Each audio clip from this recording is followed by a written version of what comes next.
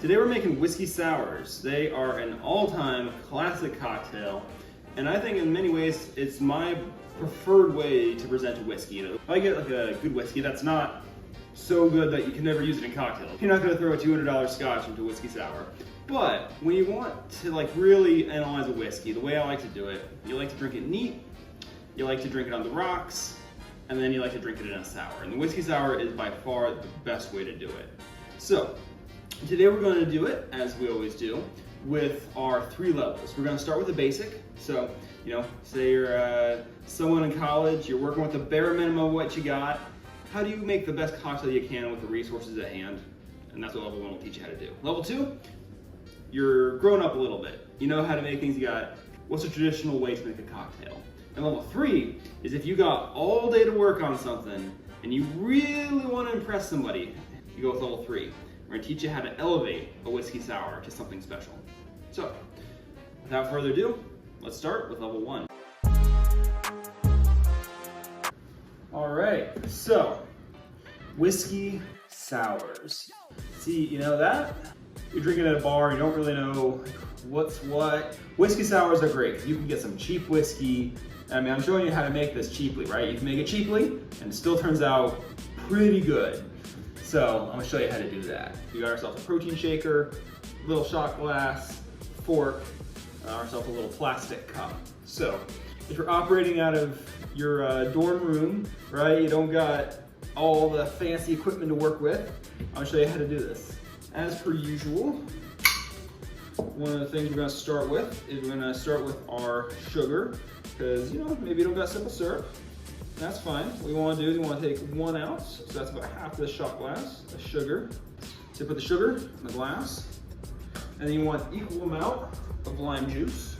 You can get this from the store, because, you know, I mean, level 2, level 3, they're always like, oh, you gotta do it fresh, man, you gotta do it fresh. But like, you know, how am I supposed to squeeze a fresh lime in my dorm room? So, all right, so you got 1 ounce of that lemon juice there. And then 2 ounces of whiskey, bottom shelf. I mean, the thing is, what's great about whiskey sours is you can get away with cheap whiskey. And then we're gonna dry shake that to dissolve all that sugar. Once that's done, we're gonna add some ice to this. Pretty much every major grocery store usually sells bagged ice towards the front. All right, oh, and then can't forget the most essential thing, because even at level 1, you can't have a whiskey sour without some egg white. You get a little carton of egg whites, you can stick that in the mini fridge. So you're gonna want 1 ounce, so half of this, of the egg white, and then start shaking for your life. All right, and then we're gonna do as we always do before, all right? When you're straining it out, just get yourself a little fork, put it over the gate. You don't have to stop all the ice getting out. You just want to, you know, you don't want a slushy drink. All right, there we go, that's good. Of course, you gotta garnish it a little bit, even at level 1, why not? Bright neon red cherries. And there we go, there's our level 1 whiskey sour. All right, let's give this a try here. Actually might be my favorite level 1 I've done so far. I was really debating when putting this together, right? Do you need this foam on this one? Because it's level 1. So we're, you know, if a cocktail has some sort of like frills on it, we usually forego that with level 1. But I think, oh man, the egg white I think is a real big part of making a proper whiskey sour, even at level 1. The texture of drinking it is just completely changed by having the egg white on there. Well, there we go. Well, shit, I drank all of that, and I did not mean to. I guess this is the first one I filmed, so maybe I got a little bit carried away with that one. So, all right, well, that was level 1 whiskey sour. All right, whiskey sour. So, saw level 1, you know, he mixed it up, and hey, credit to him, he at least included the egg white. But now we're gonna step it up a notch. I'm gonna show you how to do it the more traditional way. We're gonna be doing a proper egg white foam and using some actual citrus, and we're making a proper whiskey sour. I might teach you a few tricks along the way. A little bit of history of the whiskey sour, you know, as we assemble this here. So it first appears in Jerry Thomas's 1862 bartending book. In fact, actually, it's one of the foundational books of bartending from Jerry Thomas. And he actually gives a recipe for 5 different sours in that book. But whiskey sour is, you know, of course, one of the iconic drinks. And, you know, there's actually a huge number of cocktails that utilize sour, which is, you know, sugar, citrus, and alcohol as a base for it. In fact, actually, my first video in daiquiri is a form of rum sour. You adjust the sugar ratio depending on how you like it. The daiquiri, I used a 1:1:2 ratio. I think for whiskey sour, usually for a little bit more balanced drink, I'm going to use a 4:1 ratio. So we're going to start with then a 1/2 ounce of simple here. Then we're going to add some fresh lemon. We're going to want 1 ounce of fresh lemon juice. You can strain it if you want. I'm not going to. And then we're going to add 2 ounces of bourbon. You know, you don't want anything crazy fancy because, you know, it's a cocktail. It does strip out a lot of the finer notes of it. But I think, you know, if you want to kick it up a notch, you can do better than Level 1's Jim Beam, and it can have some meaningful impact on the end result of the cocktail. I think for us, we're going to go with Basil Hayden. It's a solid Mid Shelf whiskey. I'm using this one in particular because it was on sale. All right, then we're going to get some ice to shake this up. All right, we're going to do the traditional 1 cube and 1 cracked to get a nice mix of agitation from the whole and dilution from the cracked. And then we're going to shake. All right, we're going to strain that out. All right, and then we're going to dump the ice. All right, and now some recipes will have you shake the egg white in with the cocktail. Level 1 did that, but what I found preferable for myself is I like to shake it separately with a little bit of simple to essentially make a kind of what amounts to like a meringue on top. And then we're going to add about 1/4 to 1/2 ounce, just like to add a little bit of sweetness to the meringue. And then we're going to dry shake that and make sure that you keep a very firm grip because there's no negative pressure holding this in, so it'll explode in your hand if you're not careful. And we're going to whip it. I'm going to take our bar spoon, place it in so it doesn't. All right, and then we're going to garnish that with a slice of lemon and a Marasca cherry. Run it through. That's through. And there we are, our level 2 whiskey sour. All right, let's go this dry. Yeah, and I love how the egg white, definitely like this nice separate layer to it. It's like this nice sweet foam. I think it's a good way to go about it. I think there's certain alcohols which just take to more sweetness better. Limes and rum, for example, they can definitely have their sweetness dialed up a lot more. Whereas I feel like definitely if you added a full ounce, I think it would make it over sweet. Nice and creamy and smooth. And I think you take the garnish. You can take a bite of the lemon if you want it a little bit more sour with your sip, and take a bite of the cherry if you want it a little bit more sweet. And actually, the combination of the Marasca cherry is these very dark, pairs very well with the whiskey. And in fact, actually, I think that is those ideas behind how well the Marasca cherry pairs with the whiskey itself is giving some inspirations for level 3, not to spoil anything, but it's an idea of what's coming. All right, so there we go, level 2 whiskey sour. We'll see what level 3 has. All right, so that was level 2. Now we're gonna see if we can kick this up a notch to make ourselves our level 3 whiskey sour. So, you see I have a lot of stuff behind me, and we're gonna be changing up the actual base of the cocktail. Yes, we're gonna have a nicer whiskey, we're gonna be changing the sugar around a little bit. But when it comes to really elevating it, what we're gonna start with is replacing the egg white. And what really hit me, what inspired me to make this, is the video by Max Miller from Tasting History. If you don't know, I'll link him here. Amazing, amazing channel. And he made a video about Syllabo, which is this old fluffy dessert from like the 1800s. maybe even earlier than that. But it's this incredible cream fluff that you need to incorporate wine and citrus into. And I thought, wow. So I made it for myself. I was very impressed by it. I thought, man, this would make an amazing accompaniment to a cocktail.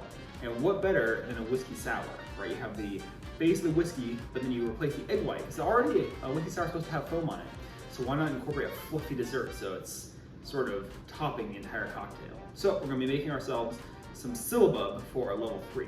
So we're gonna start with is a cream whipper. You don't necessarily need this. You can basically just use a whisk until you get it the fluffy peaks. It will naturally curdle itself and form the direct desired consistency. But a cream whipper is a lot easier.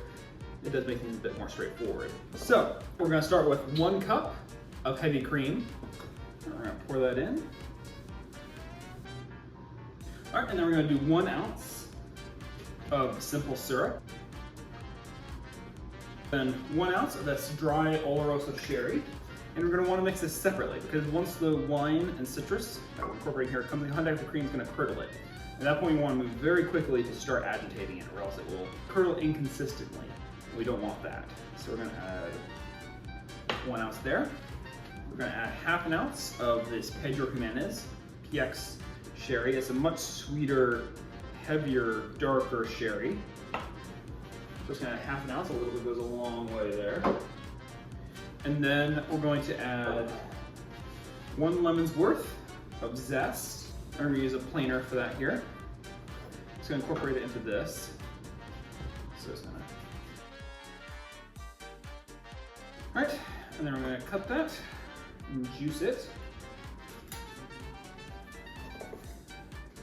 Get 1/2 ounce of lemon juice and save the other half because we're going to use that for our actual cocktail.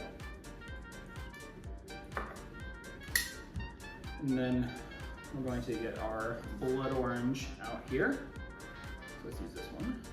Do the peels for something earlier, but yeah, you know, 1 to 1/2 ounce of blood orange zest. All right, and then we're going to juice this one as well. And that we want 1 ounce of orange juice. All right, and 1 ounce of blood orange juice. Okay, and then we're going to add a 1/2 teaspoon of orange blossom water, and then just a whisper of nutmeg. And so to prepare this, because once the curdling agents go in, you want to be very quick about it. We're going to take one of our nitrogen capsules, place it inside, and get it ready on there. Don't screw it on all the way because then it'll release the gas. You want it till just about there. Pull it in. And start curdling very quickly. Shake it, shake it, shake it. Very quickly with this. Do not let it curdle. All right, and then release. And 1, 2, 3, 4, 5, 6, 7, 8, 9, 10.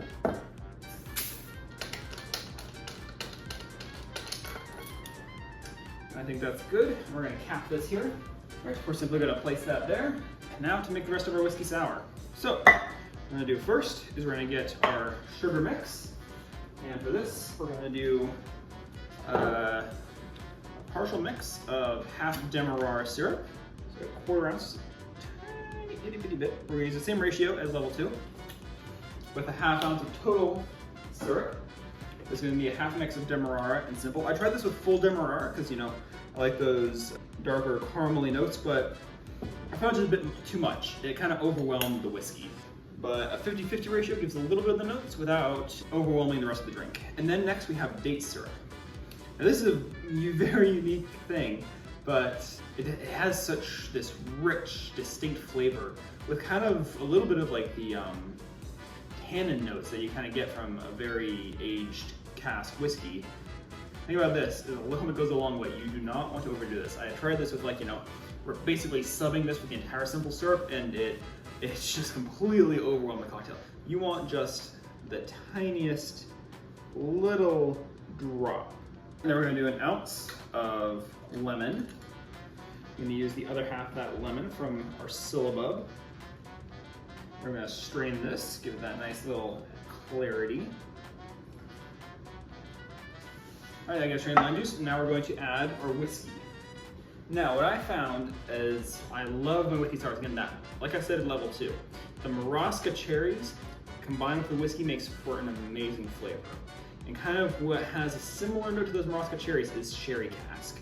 What this is a Pedro Jimenez cask, which is a very dark, sweet, heavy, rich type of sherry. And they age it in the cask, and it definitely translates over to it. It has a lot of those dark, ripe, fruity notes that you want. And it pairs incredibly well with citrus, and especially with that hint of date syrup in there. Oh my God, it makes an amazing, amazing cocktail. And with the syllabub, well, you'll see, you'll see.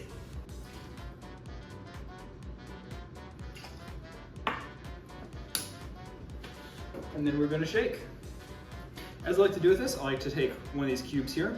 So we're gonna crack this side here. There we go. So this is the impurity side, it's gonna go in there. So the least impure side is gonna go in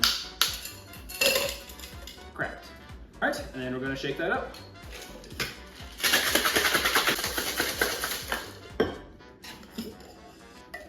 We're gonna strain that up. And then we're gonna add our syllabub.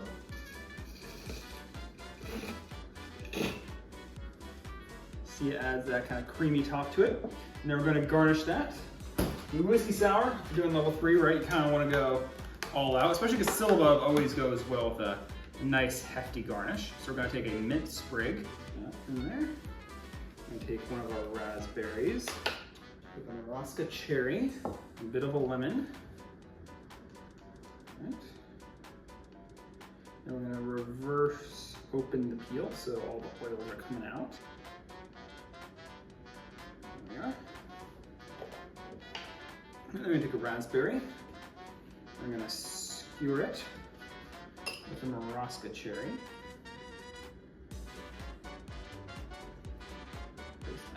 All right, and there we have ourselves level 3 whiskey sour. Let's give this a try. It's a lot heavier, right? You can't just quite drink it the same way you would with a normal one because the syllabub is a lot heavier, but it's incredibly delicious. I should have an idea here. Take a little bar spoon here. So level 3 whiskey sour, have to eat it with a spoon, accompanying it, but together, oh my gosh, so you have this kind of creamy, light dessert, and finishing with that smooth, decadent flavor of the whiskey sour on the back of it. It's a whole experience to eat this. Yeah, citrus and cream. It's not typically when they think to go together because of course cream curdles in the presence of citrus, but if you're able to get them like that, oh my God, it turns out perfectly. Especially the nose of mint and citrus. I'll take it by the cherry here. That might be one of my favorite level 3s yet. That was insane. Okay, yeah, level 3 whiskey sours. If you have the resource, again, you don't necessarily need a cream whopper. You can make the syllabub without it. Again, check out Max Miller's video for how to do that. I would highly recommend trying to give this a go. It is an experience to drink this. All right, and there we are, 3 levels of whiskey sour. As you can see, we go from the very basics to the fancy and elevated. If you try these recipes, let me know how this goes, especially, you know, seeing what improvements can be made. I actually appreciate those comments because I always want to see how I can improve things. All that interaction stuff, I always appreciate that. And yeah, let me know. Have a good one.